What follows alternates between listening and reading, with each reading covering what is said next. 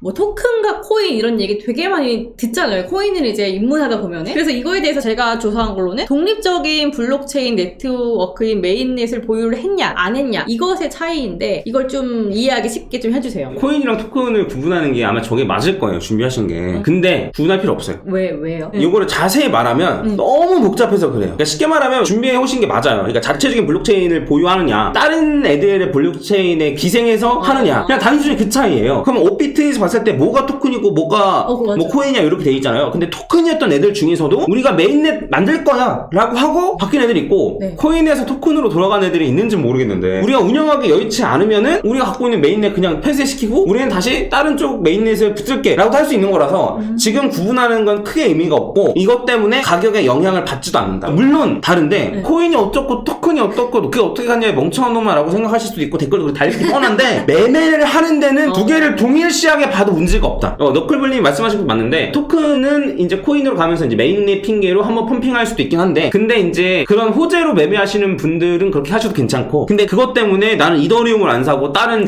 계좌 코인을 사겠어 라고 생각하시는 분들은 별로 없기 때문에 이슈로 매매하지 않고 어느 정도는 차트로 매매한다. 그 다음에 그런 거에 좀 크게 신경 쓰지 않고 적절한 포트폴리오 가져간다라고 하시는 분들한테는 크게 의미는 없다. 그리고 이런 이슈가 있어서 펌핑된다 하더라도 이미 선반영 됐을 가능성이 높다 라고 생각을 하기 때문에 제 생각에는 이 정도만 아니면 충분합니다. 그리고 또 제가 알고 있는 거는 그냥 뭐 알트코인이나 비트코인을 제외한 다른 코인들 그리고 잡코인은 시총이 크지 않고 잘 모르는 그런 코인들 그리고 김치코인은 한국에서 만든 코인 혹은 한국에서 인기가 많은 코인 그 정도로 알고 있고 사실 스캔코인은 처음 들어봤었는데 스캔코인으로 피해보신 분들도 많다고 들었거든요. 그래서 이거에 대한 또 정의도 근데 지금 설명을 너무 잘해주셨어요. 잡코인은 쉽게 말하면 시총이 작은 코인들은 잡코인이라고 하는데 잡코인이 김치코인이랑 동일시되는 경우가 많아요. 김치코인에 대한 정의부터 먼저 얘기하면은 김치 프리미엄과는 아예 관련 없고 김치 프리미엄은 해외 거래소보다 국내 거래소 가격이 높은 경우를 얘기하는 거고 김치코인은 일반적으로는 사실 이제 우리나라에서 만들어진 코인을 김치코인이라고 얘기를 했었어요. 그리고 부정적인 의미로 국내에서 만든 코인 다 쓰레기지 뭐 약간 이런 의미로 김치코인이라 많이 썼는데 근데 김치코인이 우리나라에서 만든 코인이라는 이미지가 좀 약간 희석이 됐습니다. 왜 그러냐면 2019년도에 딱 와가지고 박상기 아저씨가 코인 관련해서 엄청나게 안 좋은 발언을 막 썼어요. 그러고 나서 이제 국내에서는 코인 개발업이나 이런 거를 거의 못하게끔 그냥 막아놨어요. 규제가 너무 심하고 은행 계좌도 안 만들어주고 지금 그러면 할 수가 없는 거예요? 네, 지금도 못해요. 그래서 이제 그때 법인으로 은행 계좌 만들면 혹시 코인 관련된 거 일을 하시는 거 아니죠? 그럼 안 해줘요 우리? 약간 이런 식이었어요. 그래서 이제 뭐 은행 계좌도 못 만들어서 할 수가 없는 그런 상황이었기 때문에 우리나라에서 만든 코인들이 엄청나게 줄어들었고 우리나라에서 이제 개발하려는 회사들이 해외 법인을 차려가지고 개발하기 시작했었어요. 그러면서 국산도 논란이 있잖아요. 도대체 뭐가 국산이냐? 해외 브랜드지만 공장이 우리나라에 있으면 국산이냐? 논란이 있듯이 김치코인도 뭐가 김치코인이지? 라는 게 됐고 그래서 개인적으로는 국내 거래량이 압도적으로 많으면 김치코인이라고 보는 게 맞지 않나. 최근에 상패했던 위믹스도 이제 국내 거래소만 상장이 돼 있었고 그리고 얘는 썸씽이라는 코인인데 얘 같은 경우에는 보면은 업비트가 97.58%고 거래량에 빗썸이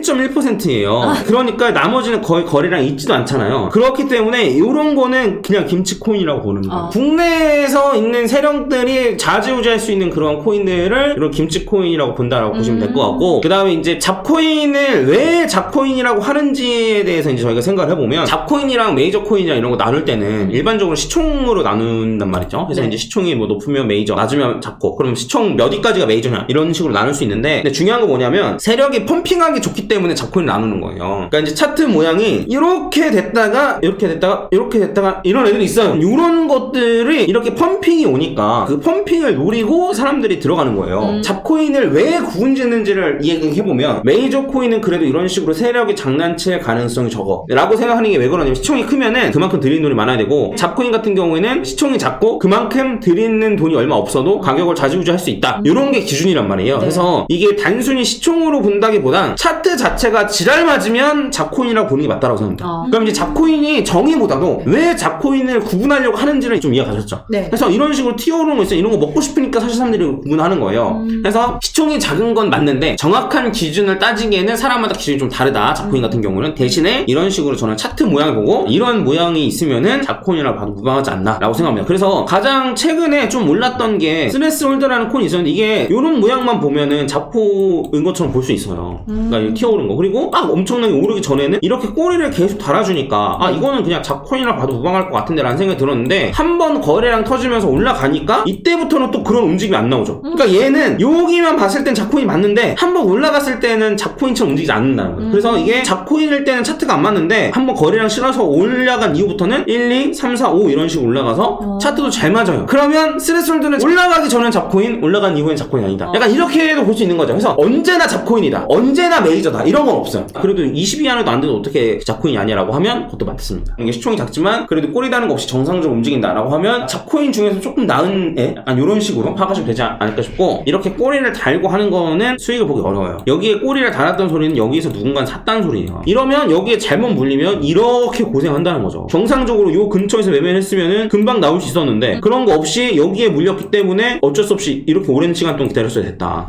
근데 생각해보니까 여기에 물렸어도 오랜 시간 기다려야 됐긴 했네요. 근데 이제 뭐 여기선 손절할 수 있는 선택지도 있고 하니까 이런 식으로 구분하시면 되지 않을까 싶은데, 자 이제 스테이블 코인에 대한 얘기를 하면은, 예전에는 코인 시장이 BTC 마켓밖에 없었어요. BTC 마켓이라는 게 이제 뭐냐면 비트코인을 기준으로 사고 파는 거예요. 가격도 뭐 얘는 0.000001 비트코인 이런 식으로. 근데 이렇게 하니까 왜곡이 한번 생기죠. 비트코인도 유동치고 비트코인에 인한 상대적인 가격도 유동치니까 계산하려면 복잡한 거예요. 그래서 BTC로 해가지고 두 번 계산하는 것보다 그냥 달러로 거래하면 안 돼? 라는 생각을 하죠, 당연히. 근데 이제 거래소에서 그럼 우리 달러 입금시켜가지고 달러로 거래할게 라고 하니까 미국이 뭐라고? 왜 이렇게 하는 거예요? 왜냐면 우리나라 같은 경우에도 그냥 원화로 매매하잖아요. 근데 원래 그러면 안 돼요. 여기 있는 원화로 몇 원으로 표시되잖아요. 이게 포인트예요, 뭐예요? 그러니까 근데 그냥 돈이 들어가 있다라는 거를 은행이고 카드사가 아닌데 이렇게 해도 돼요? 아니요. 근데 그럼 얘는 이거 뭐예요? 포인트예요? 그럼 뭐 이상하잖아요. 이게. 그래서 원래는 국내 거래소도 이상한 거예요. 이제 아프리카 TV나 이런 데서도 돈으로 별풍선 산 다음에 별풍선을 선물하고 그 BJ는 그 별풍선을 다시 원화로 바꾸잖아요. 그런 식으로 사실 원래는 해야죠, 얘도 사실 하려면. 근데 그냥 원화로 쓰는 거예요. 우리나라가 약간 좀 이상한 경우라고 저는 생각하고, 잘못됐다라고 생각을 하고 테더로 만드는 게 오히려 또 정상적이었지 않나. 그러니까 쉽게 말하면 만약에 이제 빗썸이나 이런 데서 1000원을 입금하면 1000포인트를 드리고 요걸로 코인 매매하세요. 그리고 이제 나중에 포인트가 늘어나면 그걸 다시 원화로 바꿀 수 있습니다 라고 하는 그 포인트가 테더인 거죠, 쉽게 말하면. 그러면 아까 전에 말했듯이 1000포인트가 있으면 1000원에 바꿔주잖아요. 그러면 예를 들어 빗썸에서 발행한 포인트가 10억 포인트면 빗썸은 10억이 있어야겠죠. 포인트를 한꺼번에 바꿀 수 있으니까. 그래서 테더에서도 맨날 그런 얘기를 듣는 거예요. 네가 테더 발행한 게 이만큼인데 이만큼의 달러 있어 없어? 그런 식으로 이제 하는 거죠. 그래서 BTC 마켓이 먼저 있었고, 이거를 이제 비트코인으로 거래하기 싫으니까 USDT 마켓이 생겼고, 그리고 나서 USD 마켓이 만들어진 지가 얼마 안 됐어요. 그전에는 달러의 역할을 하던 테더 마켓으로 이제 진영이 됐었다. 그리고 예전에는 USDT라는 테더밖에 없었다. 그리고 USDT라는 테더가 있었는데 테더가 마음에 안 드는 거예요. 왜 마음에 안 들까요? 미국 입장에서 마음에 안 드는 거예요. 빗썸이 예를 들어 그런 식으로 이제 포인트를 발행하는데, 이게 국가 입장에서 보면 찝찝하죠. 이 포인트를 이렇게나 많이 한다고? 근데 이렇게 해가지고 1조 포인트가 이제 발행이 됐는데 막상 들여다보니까 1조 정도 없는 것 같은데? 1000억밖에 없는 것 같은데? 1000억밖에 없으면 이거 갑자기 막 뱅크런 같은 것처럼 일어나는 거 아니야? 라고 생각할 수 있죠. 그러니까 미국에서 봤을 때도 찝찝한 거예요. 테더라는 게 어쨌든 달러의 역할을 하는, 달러랑 다름없는 코인을 이제 발행한 거잖아요. 그래서 리네가 뭔데 발행해? 그럼 지들 발행하던가. 발행하지도 않을 거면서 괜히 시비 거는 거죠. 그래서 너 그만큼의 돈 있어 없어? 해가지고 지금까지 계속 공격하고 있어요. 한 10년 가까이? 테더에 대한 이런 신뢰도가 떨어지면 사람들이 테더를 사갖고 테더사에 갖고 간단 말이에요. 그러면은 이런 식으로 이제 한번 떨어질 때가 있단 말이에요. 그러면 예를 들어 테더의 가격이 0.9달러예요. 그러면 1달러 가지고 테더를 1.1개를 살 수 있잖아요. 그러면 테더사에 이걸 갖고 가잖아요? 네. 그럼 1.1달러로 바꿔줘요. 그럼 1.1달러 가지고 또 테더를 사. 그럼 이번에 테더가 1.2기가 되잖아요. 그럼 이걸 가지고 또 테더사에 갖고 가잖아요? 그럼 1.2달러를 줘요. 그러면 가격에 맞춰줘요. 왜냐면 사람들이 막 사니까. 해서 이런 식으로 시총이 떨어진 경우는 사람들이 많이 가가지고 이제 바꿔치기 하는 거예요. 근데 이런 일들이 생겨나도 문제가 없다. 제가 이제 이런 테더 관련된 문제가 나올 때마다 항상 얘기하는 게 뭐냐면, 테더가 돈을 계속 바꿔준다. 그럼 문제 없다. 테더가 가지는 위상이 엄청나요. 그러니까 이거를 견제하려고 혹은 이런 시장을 먹고 싶어서 USDC라는 새로운 스테이블 코인을 또 만듭니다. 그리고 바이낸스에서도 바이낸스 USD라는 새로운 스테이블 코인을 만듭니다. 네, 근데 이제 얘네들 보면은 얘랑 얘는 한 1.5배밖에 차이 안 나요, 시총으로 따지면. 근데 볼륨으로 따지면 얘는 여기가 41이고 얘는 여기가 3이잖아요. 그러니까 거래량으로 치면 차이가 엄청나요. 그래서 여전히 시장은 테더가 먹고 있다. 스테이블 코인에 대한 얘기는 이 정도로 하고 오늘은 마무리 짓도록 하겠습니다.